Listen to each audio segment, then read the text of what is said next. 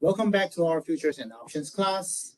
Today, let's take a look at the syllabus once again. Okay, I think we're roughly following the syllabus, the schedule pretty well so far. This is today, it's September 26th. I'll be finishing chapter 5 today. I think that's pretty doable.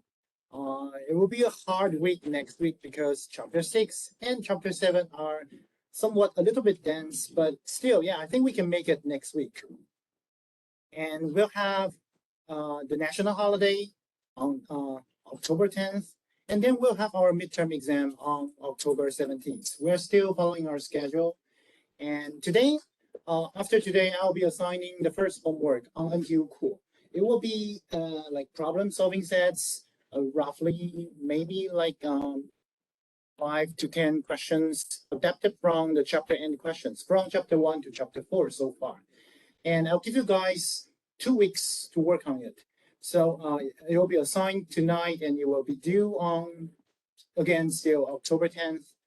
And you guys will have 2 attempts. These questions will be like, they will come in a lot of forms. They may be multiple choice questions. They may be fill in the blank questions. And also for the fill in the blank questions, they may also be formula questions. So even though I'll clearly state that where this question comes from the textbook, the numbers you see may be different from the textbook, but still it will be the same question in the sense that they follow exactly the same process, the same procedure to solve it, okay?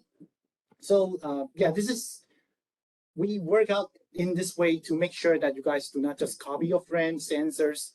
You have to work on it. And also, as I mentioned, you guys will have 2 attempts, but the NTU Cool system was not so smart in the sense that in the second attempt, you might see different numbers from your first attempt. I call them and ask if it could be solved, but they answer me that it's probably not doable so far for the system.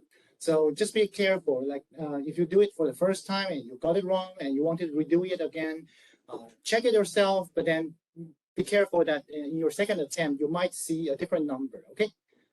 Yeah, that's the best we can do. I called them and I asked if they can modify for us, but they said no, yeah.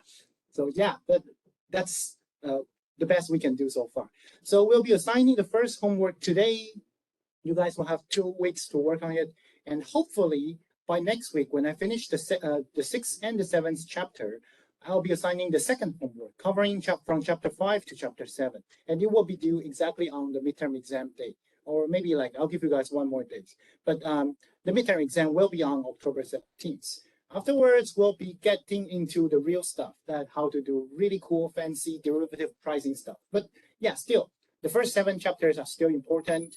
It's help us build up some good sense about interest rate, like we were discussing last week, and also some basic institutional knowledge that you guys need to know to tell people that you understand options and futures.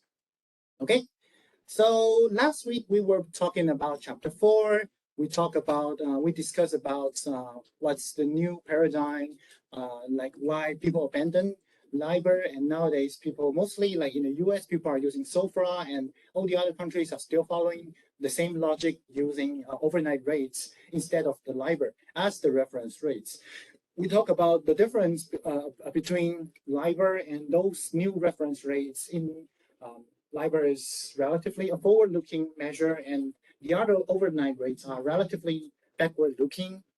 And also, LIBOR is not, even though it's close, but it's not a risk-free rate. But still, these are like SOFR, SONIA, these rates are conceptually very close to the idea about risk-free rates. That's the first part about chapter 4.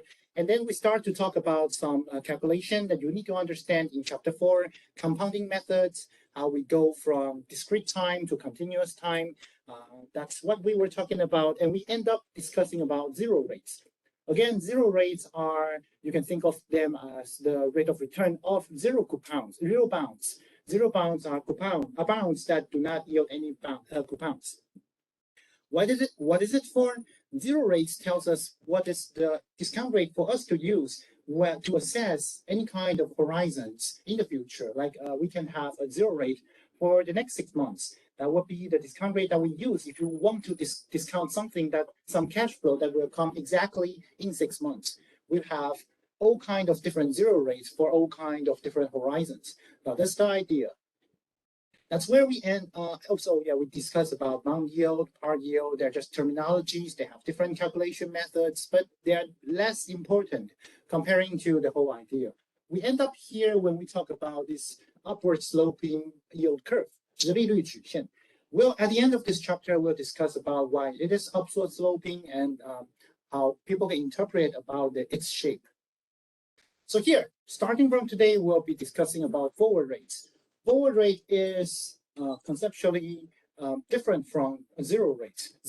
For all zero rates, they are rate of returns. They are discount rate used to discount any time starting from today to some distant future.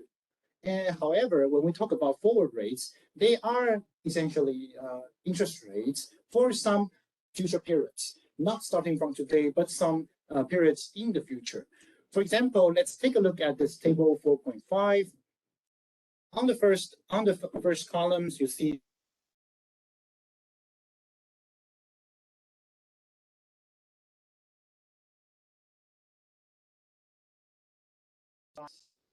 today we're here, happy learning futures and options together.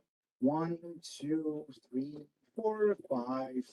What zero rate tells us is that according to this table, if you want to discount something for this horizon, you should use a 3% interest rate. If you want to discount something, some cash flow that's coming in 2 years, for this horizon, you should be using the interest rate of 4%. That's what basically this table tells us.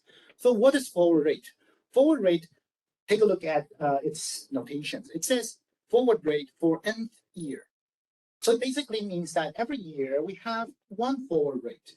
So here, the column, the row for the year 2, when n equals to 2, it says that the forward rate is 5%. What does this 5% mean? It means that if you want to discount something, some cash flows that's coming in at the end of the second year, back to the time at the end of the first year. Be careful, they are all future periods. We're standing at time 0, but these are future time periods. 2 years from today, 1 year from today. If you want to discount some cash flows from this time period back to this time moment, the interest rate that you should be using is this nth year forward rate. In this situation, particularly, it should be this 5% forward rate for the second year. So how do we come up with the idea? How do we come up with this number 5? It's actually quite straightforward. It still follows the idea that things should have no arbitrage. So take a look at the zero rate once again. We are able to extract all years forward rates according to the zero rate information we have from this table. For example, it basically tells us, so think about the case where we have a $100 principal once again, okay? We have a $100 principal, but still remember that we are now living in a continuous growth. So these zero rate forward rates are all quoted at continuous times. It doesn't make that much difference. It's just that when we are doing the calculation, you guys should be careful about what's the calculation method you should be following. So now, what does this 3% zero rate for 1 year mean? It means that if you have $100 today and you want to invest through these channels for a year, after 1 year, you'll end up with the value of 103.05 because it's basically calculated as $100 multiplied by exponential to the power of 0.03 multiplied by 1 year horizon. It's calculated this way. It basically tells us that your $100 today is equivalent to $103.05 coming in 1 year, according to the zero rates. Okay, so that's what we can do from using this information of 3%. So now let's take a look at this 4% now. What does this 4% zero rate mean? It means that if you want to discuss about how you can exchange your dollar at present to some dollar value 2 years from today, the interest rate that you should be using to bridge the two is actually a 4% interest rate. So when you are calculating your $100 today, you have $100 today and you want to invest in this fixed 2-year investment opportunity. Then basically your $100 today will be changed to $108.33 in 2 years. Make sense? That's what we learned from zero rates.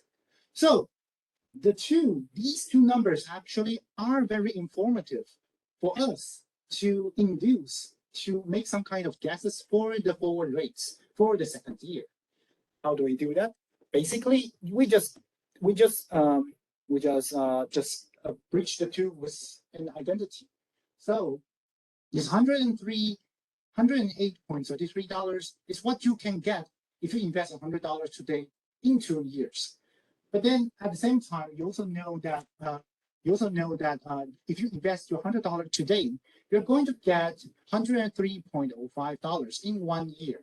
So essentially, it means that it tells us that we have $100 today. This $100 is equivalent to $103.05 in 1 year. It's also equivalent to $108.33 in 2 years. It basically tells us that the interest rate you're using here that bridges the time value happening in 1 year and the value that happens in 2 years should actually make the two equivalent. Does that make sense? Because you invest $100 today, this $100 will turn into $103.05 in a year, and through another channel, through the 4% zero rate, you know that this dollar value will go to $108.33 in 2 years. So as a result, you should know that these two should be equivalent. And how do we make them equivalent?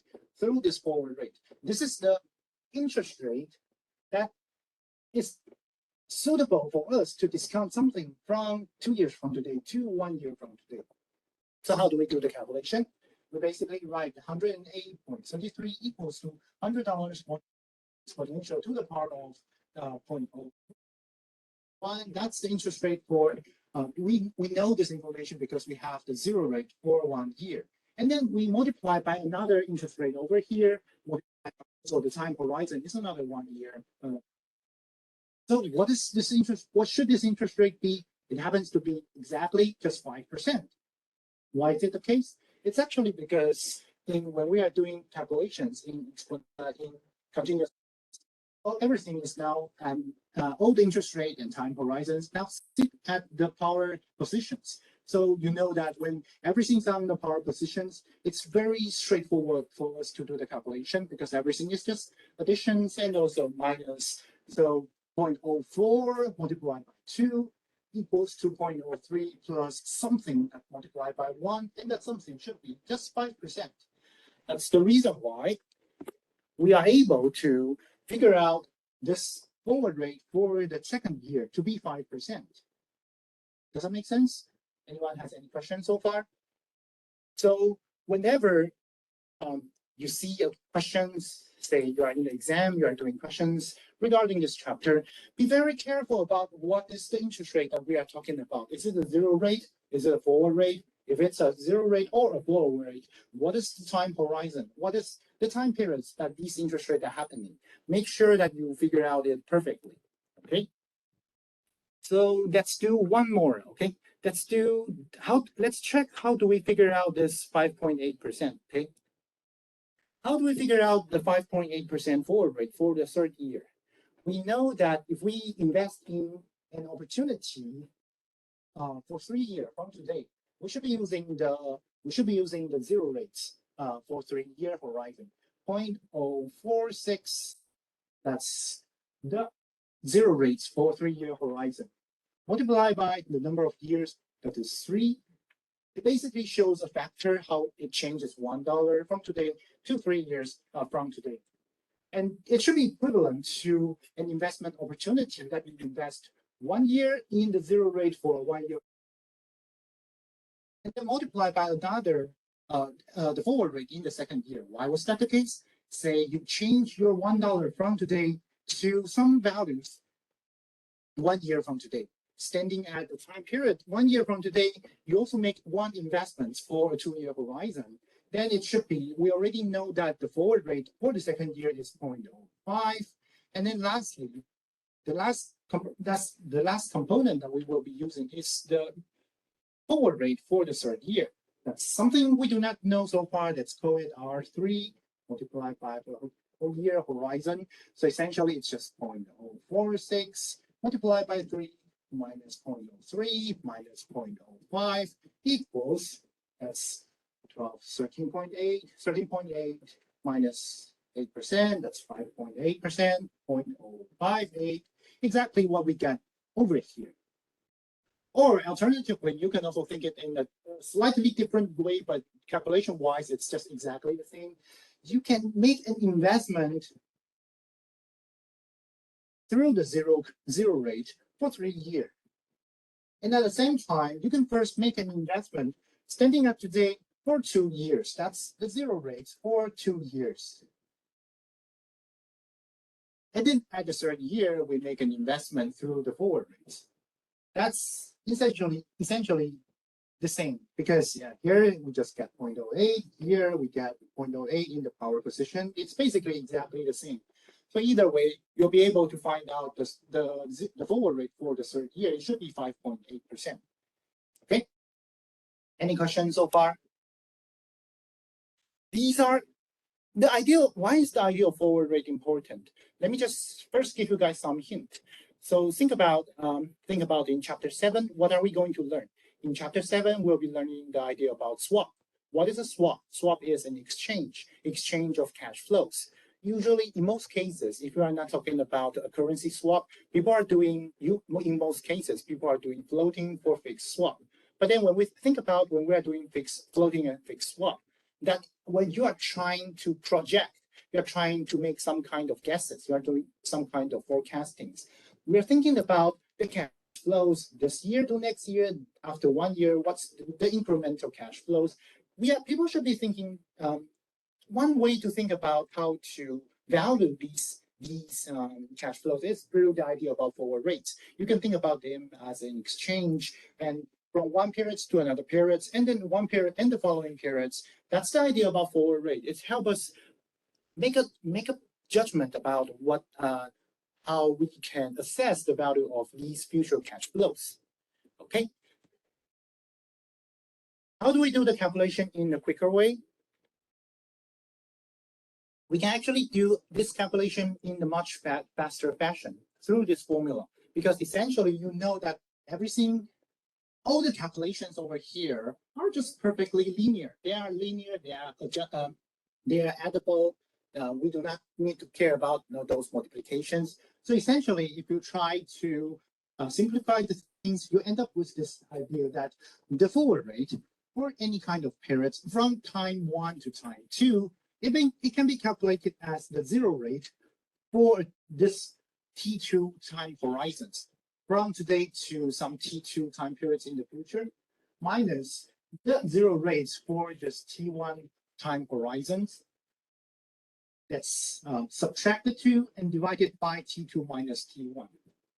The idea about forward rate can actually be very flexible. It doesn't necessarily have to be a 1 year interest rate. It can be like 3 months in some future periods. It can also be some 2 year interest rate for some future 2 year horizons. So T1 and T2 does not necessarily have to stand on integers when we think about the number of years. It can be some fractions within a year, so that we are able to come up with like a 3 months forward rate for a period, say 3.5 years from today, something like that. You can make it up yourself.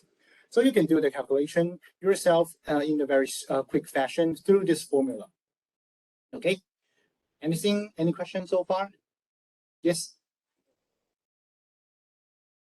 I thought I just explained. I said when we are there to talk about chapter 7, when we talk about swap, we will be able to discuss about these incremental cash flows happening in one period and then happening in another period. And it's important to think about how we will be able to discount these things. You can discount it one time straightforwardly if you happen to have the idea about the bound yield or any kind of interest rate that suits for every time period.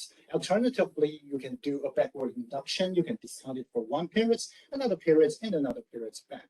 So yeah, that's the idea. If you have zero rates, the interest rate that you can discount for a horizon, for some horizons. But then, yeah, even if you have interest zero rates, you are only able to discount one cash flows one at a time. But then another way is to like use forward rates. If you if we are able to come up with the idea about forward rate, you can do a backward induction to discount it one period back. That's the idea, yeah. And later on, we'll talk about an instrument that's called forward rate agreements, FRAs. FRA is like a simplified swap in the sense that it only has one exchange in some distant future periods. But swaps, they are a series of exchanges. Okay. No worries. Yeah, it's perfectly fine to ask me something that I just talked about. It's perfectly fine. Okay. So do not be afraid to ask questions. I think it's good because definitely there are people who do not get it at the first time. So usually when you have a question, most likely people sitting next to you probably have the same question as well. So try to ask all kind of questions you have. We have a lot of time. Yeah, don't worry about it. Okay, so here, starting from this time point, we can also further change the notation a little bit. If we want to express the forward rate as some zero rate, this is the ending period. So T1, T2 are the beginning periods and the ending periods of this forward rate. The ending periods are 2 plus R2 minus R1 multiplied by T1 over T2 minus T1. We're just rewriting these equations. Why is it important? It's because it's useful for us to do when we are to make some kind of guesses about their instantaneous changes. Say now, if we take T1 and T2 we take the limit of T1 and T2 to make them as close as possible to each other. What happens is that now R1 and R2 shrink to 1 capital R. This is zero rate for that time horizon. The forward rate can be rewritten as the zero rate plus this is the time from today to that time point multiplied by their partial derivatives. Why is it important? It's because it can tell us the shape of the yield curve can actually tells us information about the sign of RF, the forward rate, and R, the zero rates. So here, this is what we mean over here. Say if we have an upward sloping yield curve, like we just not always, in most periods, in most cases, we see an upward sloping yield curve. What does it tell us? It tells us that the partial derivative of R over T is a positive figure. It basically also tells us that forward rate should be larger than the zero rates. So whenever you see that there's an upward sloping yield curve, it basically tells us that forward rate should be larger than zero rates. Vice versa, if we have a downward sloping yield curve, we'll see forward rate to be smaller than the zero rates. But here over here, what we mean by forward rate larger than zero rate is that we're doing a pairwise comparisons. When we are looking at the 2-year horizon, the second year forward rate is larger than the 2-year zero rate. The third year's forward rate is larger than the 3-year zero rate. It tells us that it's just basically telling us that, yeah, we are following this rule that when we have an upward sloping yield curve, the zero rate time, then at the same time, when you see a forward rate, it should be something larger than the zero rate. Okay. There's also something very interesting from the textbook on the business snapshot. It's called a yield curve play. What does yield curve play mean? It basically tells us that if you think there's something wrong with the quoted price nowadays, say, let's take a look at this table once again. If this is exactly what you see from the market tells us that there's a zero rate, and that looks like this. If you have a 1-year investment horizon, you will be rewarded for 3% rate of return. A 2-year investment horizon, you should be rewarded with percent rate of return per year. Blah blah blah blah blah blah. If that's what you witness on the market, and you do not agree with it because you have some kind of strong guesses that the 1-year interest rate should stay pretty robust during the next 5 years. Essentially, you believe that standing at this time period, we see a 3% interest rate. You believe that if we fast forward to 1 year from today, standing at this point, you believe that when at this time periods, when you see the future, you think that, yeah, the 1-year discount rate should still be something like 3%. If that's the case, say that's just one kind of cases, just how you may be able to, you disagree with the current quoted zero rate. If that's the case, what could you do? One thing you could do is you can enter, you can long a 5-year horizons zero rate. At the same time, you can short the current 1-year interest rate. So what happens is that you may borrow some money. You can short the money market. You borrow money from the 1-year interest, 1-year bond market, so that you will be paying 3% interest rate after 1 year. But at the same time, you are sticking to this 5%, 5.3% zero rate.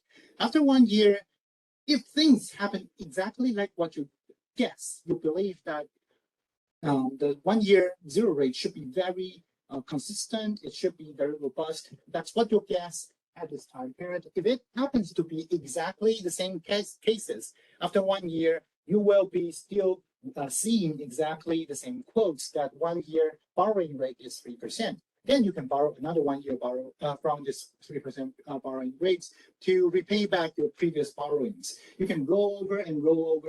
It's just something like the stack and roll that we learned in the previous chapters. At the end of the 5th year, you'll realize we'll be realizing a 2.3% rate of returns every year, because that's what 5.3% minus 3% gives you. Does that make sense? Basically, it's just the idea about yield curve play is just that when you see some yield curve and you disagree with its structure, you will be able to come up with an arbitrage opportunities if you perfectly use these forward rate instruments. Does that make sense? Like here, I mentioned that after 1 year, you borrow another 1-year zero rates. But later on, when we talk about this forward rate agreements, you can actually do things in an even easier fashion. You can do all the decisions right at the time period of time zero. So what is a forward rate agreement?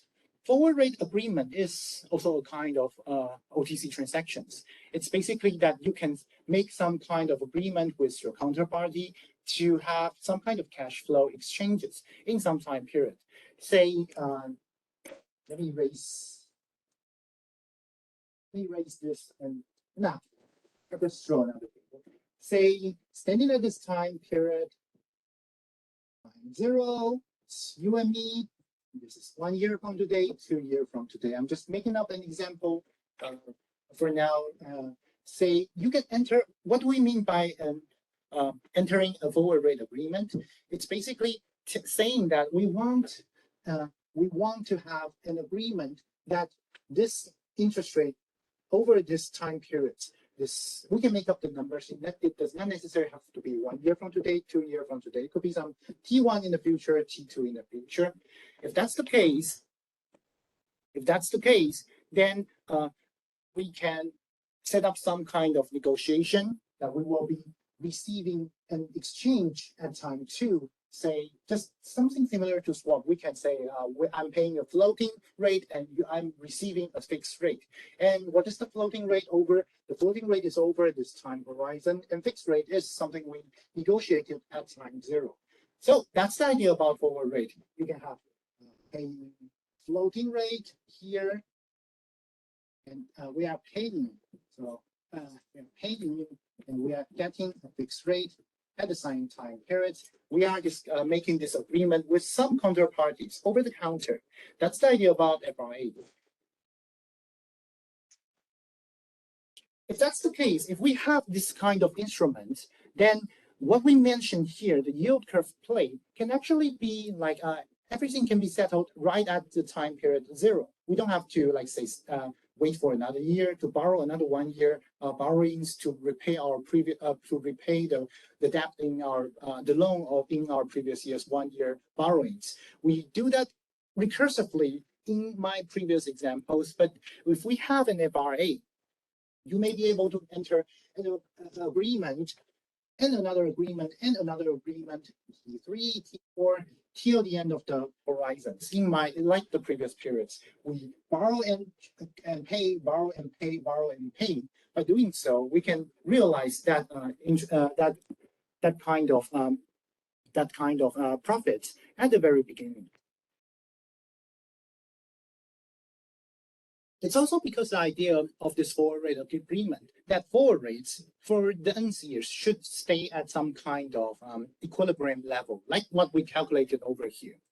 If we have some kind of instrument that can help us arbitrage from, say, if it's not 5% over here, say if it was something like, say, 4.9%.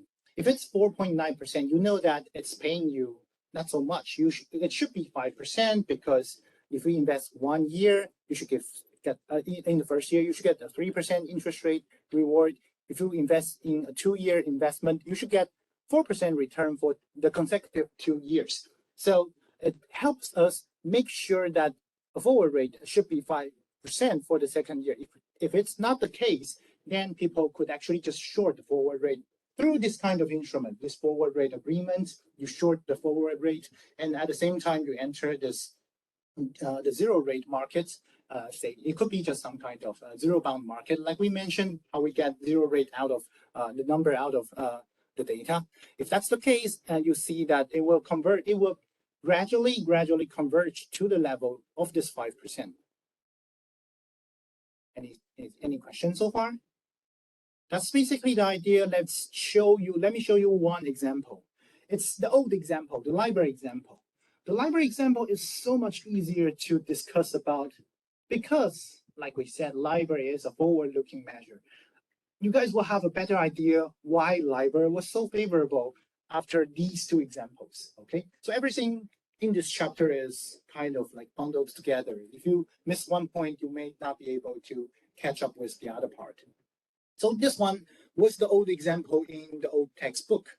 Consider an agreement to exchange 3% for a 3-month LIBOR in 2 years, with both rates being applied to a principal of $100 million. One side, let's call it party A, would agree to pay the LIBOR and receive the fixed rate of a 3% fixed rate. The other side, again, like what you guys will perfectly guess, that party B will be receiving LIBOR and paying the fixed rate of 3%. Assume that all rates are compounded quarterly, as would usually be the case. If 3 months LIBOR proved to be 3.5% in 2 years, party A would receive, how much would party A receive? That's the question over here. Okay, let me draw a timeline for you guys to have a better feeling what this question is about. Once, in how many years? In 2 years. Was it 2 years? Yeah, 2 years. Yeah, here, 1 year, 2 year, 2.25 year. 2.25 year basically means 2 years and another 3 months. So what does it mean? It means that it's actually a 3 months forward rate agreement. It means that this forward rate agreement was on a 3 months horizon. And in this example, it's particularly on this time horizon, 2 years from today to 2.25 years from today. That's what the agreement is about. And we have two parties, party A, party B. Party A and party B says that at the end of this time periods, we will be paying with each other. A will be paying party A, pay LIBOR, and then receive 3%. Party B, receive LIBOR, and then pay 3%. They make the agreement either like today or even sometime earlier than today, okay? We're now standing at this time point. So when do we, like we said, LIBOR is actually a forward-looking measure, right? So when do we really know what is the LIBOR rate for this time periods? We can actually know what the LIBOR rate is at this time period, 2 years from today, because today we'll see a lot of LIBOR quotings for a horizon for like next day, 1 month, 3 months, 6 months, 12 months. And that's what LIBOR is about. It's a quoting for the next following future periods. At this time period, standing at this 2 years from today time periods, the market will reveal what should be the 3 months interest rate, the LIBOR rate. for say this currency, say it's a US dollar, we'll know what's the 3 months LIBOR rates for US dollar at this time periods. At this time periods, it tells us that it should be 3.5%. So what does it mean? Now, one party is paying 3.5%, another party is paying 3%. So one party gains, one party losses. But then nothing is known at this time period, or even like by the time party A and party B settle down this agreement. But then at the end of the day, still the floating rate will be revealed, and they will figure out who should be paying more and who should be receiving paying less, and receiving more, receiving less. So here, party A will receive, what is this agreement on? This agreement is $100 million principal, and are they compounded continuously? No, the question stated very clearly that it should be compounded at quarterly frequencies. So the interest rate is one party has a 3.5% interest rate, the other party is paying 3% interest rate, and then they will be on a quarterly basis. So that's multiplied by a fraction of 1/4. That's basically what the settlement should be. Party A will receive Party A will be receiving a dollar value of $125,000. Party B will be paying out $125,000 at this time periods. That's what the previous LIBOR, when you are using LIBOR, what you should do. But because we are using LIBOR,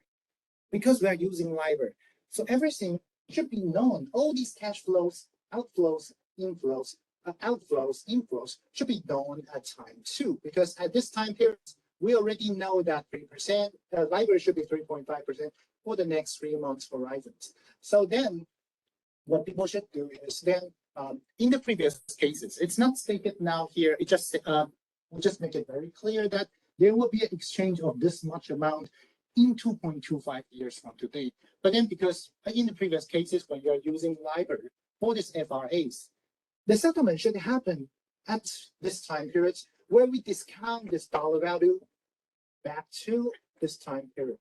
We know that there should be a settlement of this amount in 2.25 years from today.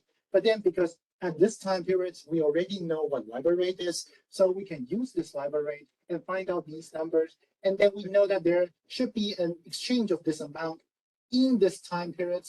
We will be able to discount it and find it out the present value, present value standing at this time point, and then do the exchange at the 2-year horizon.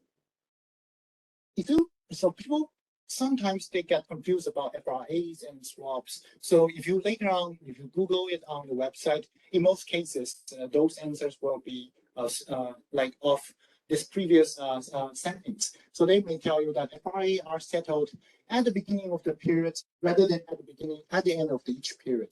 That's what we mean when we are using LIBOR. Because at the beginning of the periods, we already know what LIBOR rate is, and that's how people may be able to do the settlement at the beginning of periods. Does that make sense? So that's, yeah, what I'm teaching here was what I was teaching last year and what people were learning in the past few years. But nowadays, things are a bit different because now we do not have LIBOR. So we do not have a reference rate where we are able to see what the interest rate is at the beginning. We do not have a forward-looking measures. So nowadays, what do we have? We actually only have, like say, SOFR. SOFR, these kind of rates are actually backward-looking measures. So we will only be able, say, if we are using exactly the same numbers, we are not able to do the settlement at the beginning of the periods. We will only be able to make the settlement at 2.25 years from today, because only by then, the interest rate for this period will be revealed. Does that make sense? Okay. I think like John Hall made this section so much more simplified than what it was in the previous version. I guess like, and even nowadays, the practitioners haven't have an agreement how FRA should work. What is the best way how the FRA should be working in recent dates, in current periods. So this is just a notation. This is basically exactly the same. You have an FRA, we have to first agree on what is the principal size, And then we'll discuss about what the forward rate is, what the fixed rate is, and this is the time horizon. This is like typically like what we mentioned here in the question statements.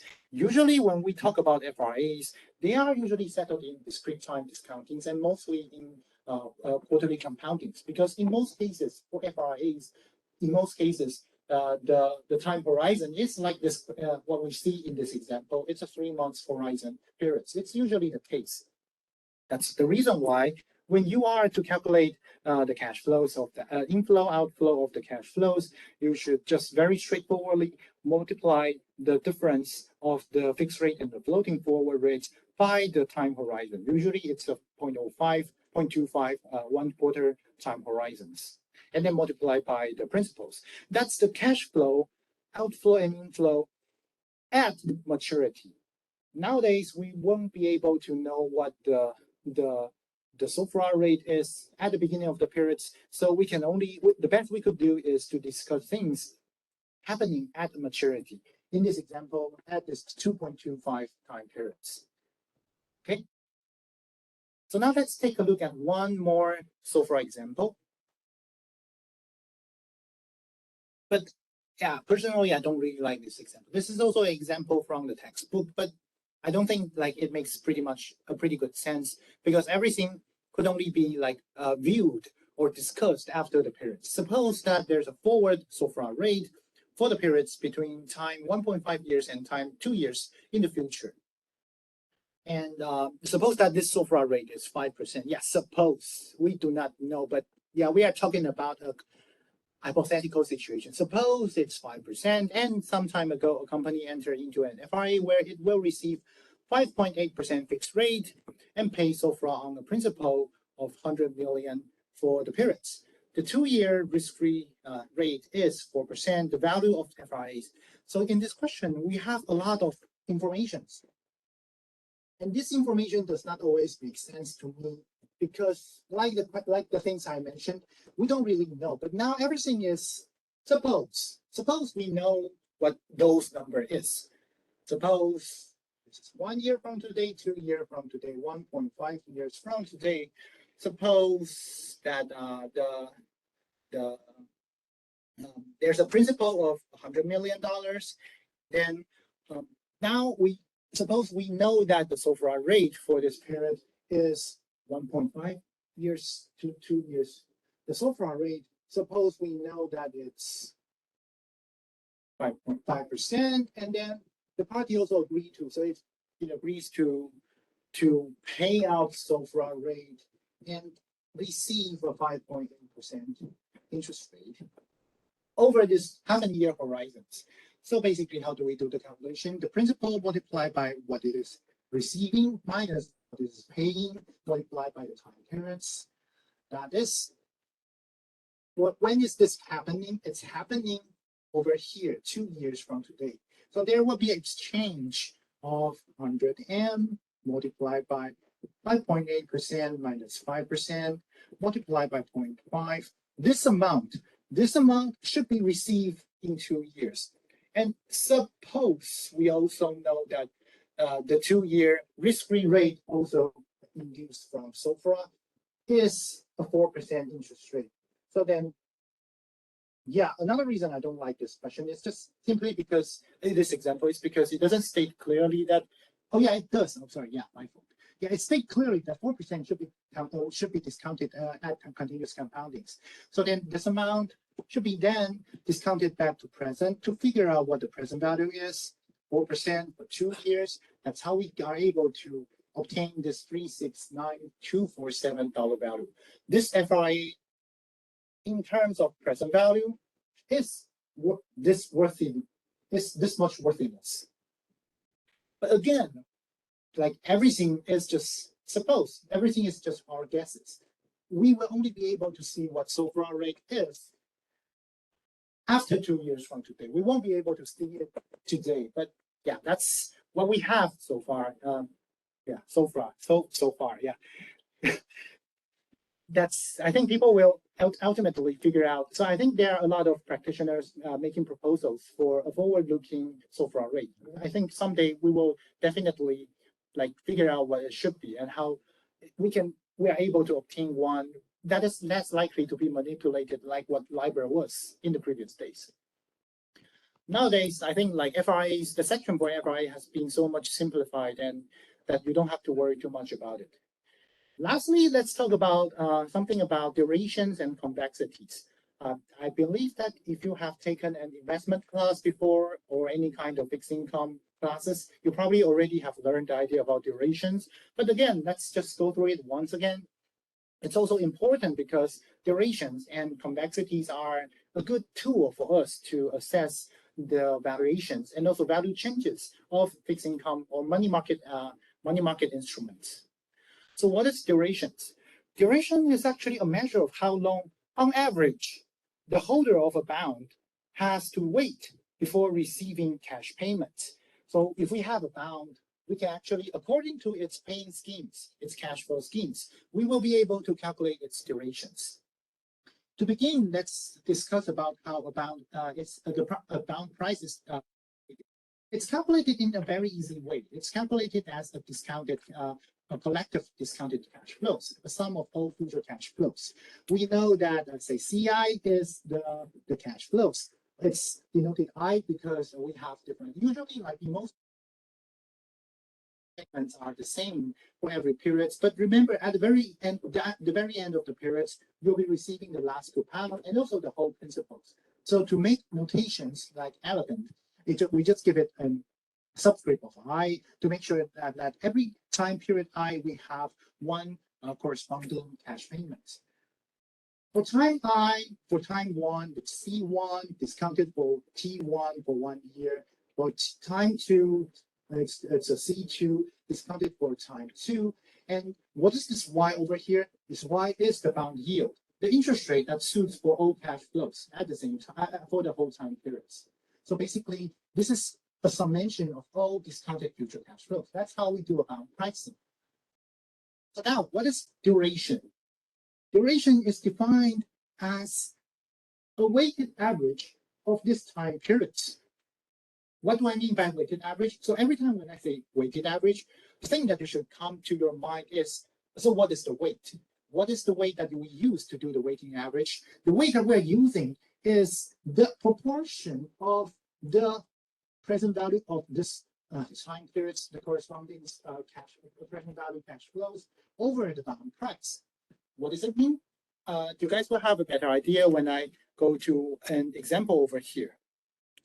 Suppose that we have, so this is the example from, this is the example I have in the here on the slides.